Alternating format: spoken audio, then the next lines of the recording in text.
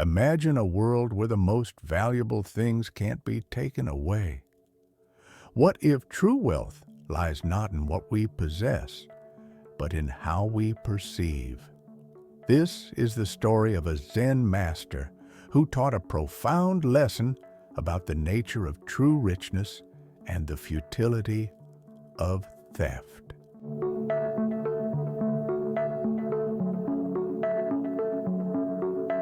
In ancient Japan, there lived a Zen master named Ryokan.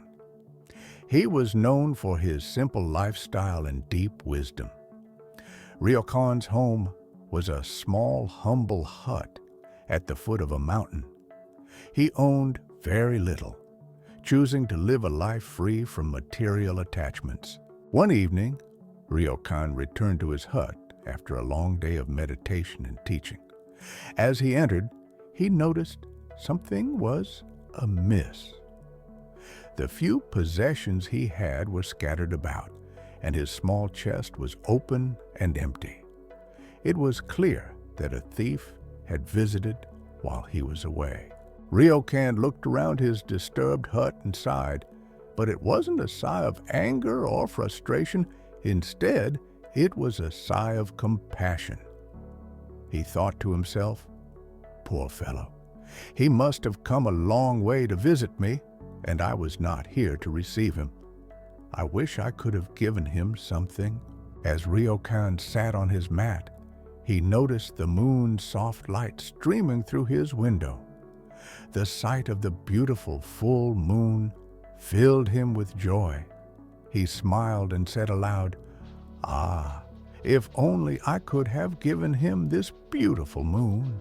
The next day, word spread about the theft. Many of Ryokan's students and neighbors came to console him and offer help. They were surprised to find the Zen master in good spirits, seemingly unaffected by the loss of his few possessions. When asked about the incident, Ryokan simply smiled and said, "I gave the thief everything I had, but I wish I could have given him the moon." This story carries several profound teachings. 1. True wealth is intangible. Ryokan's reaction shows that real richness comes from within. His appreciation of the moon's beauty was worth more than any material possession. 2. Compassion for all beings.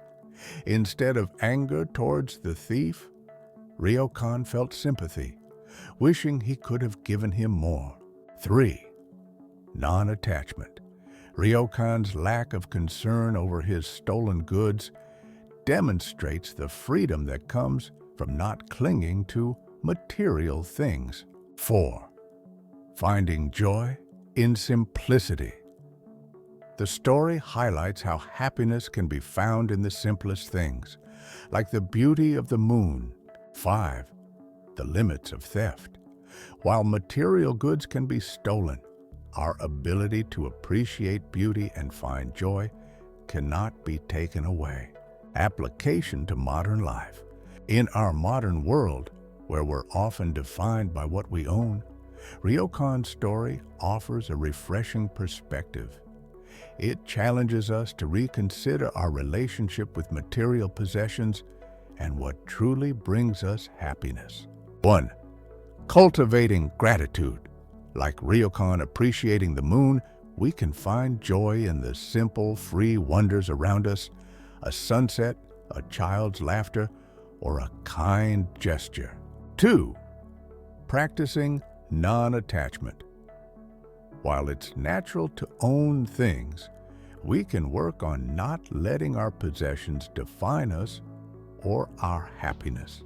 3. Responding to loss.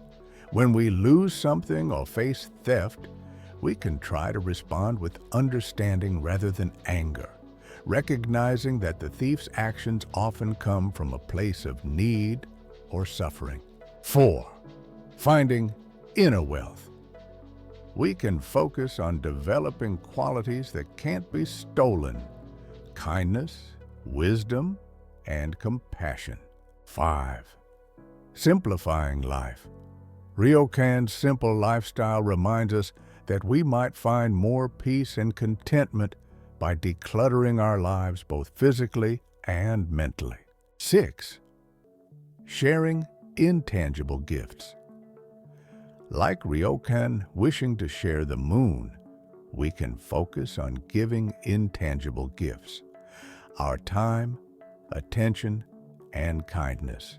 7. Redefining success.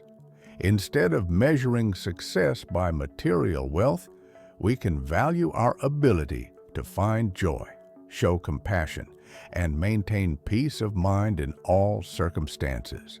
8. Cultivating mindfulness. Ryokan's appreciation of the moon shows the value of being present and aware of the beauty around us. 9. Practicing empathy.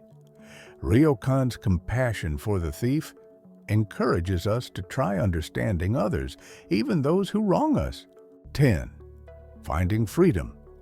By letting go of attachments, we can experience a sense of freedom and lightness in our lives. In our fast-paced, materialistic world, Ryokan's story serves as a gentle reminder of what's truly valuable. It encourages us to look beyond our possessions and find richness in our experiences, relationships, and inner peace. The next time you face a loss or feel the pressure to acquire more, remember Ryokan and the moon. Ask yourself, what in your life is as beautiful and untouchable as the moon? What joy can you find that no one can take away? By shifting our perspective, we might discover that we're all far richer than we realized. Like Ryokan, we might find that our greatest treasures are not in our homes or bank accounts, but in our hearts and minds, in the beauty that surrounds us, and in our capacity to appreciate it all. As we conclude this story of the moon cannot be stolen, let's take a moment to reflect on our own lives. What are the moons in your life? Those beautiful, intangible things that bring you joy and can never be taken away. How can you cultivate more of these in your daily experience? Remember, true wealth isn't about what you have, but about how you see the world. In the words of the ancient Zen masters, the mind is everything. What you think, you become. Thank you for joining us on this journey of wisdom and reflection. If you found value in this story, please like, share, and subscribe to Awakened Mind for more insights that can transform your perspective and enrich your life. Until next time, may you always find your own beautiful, untouchable moon.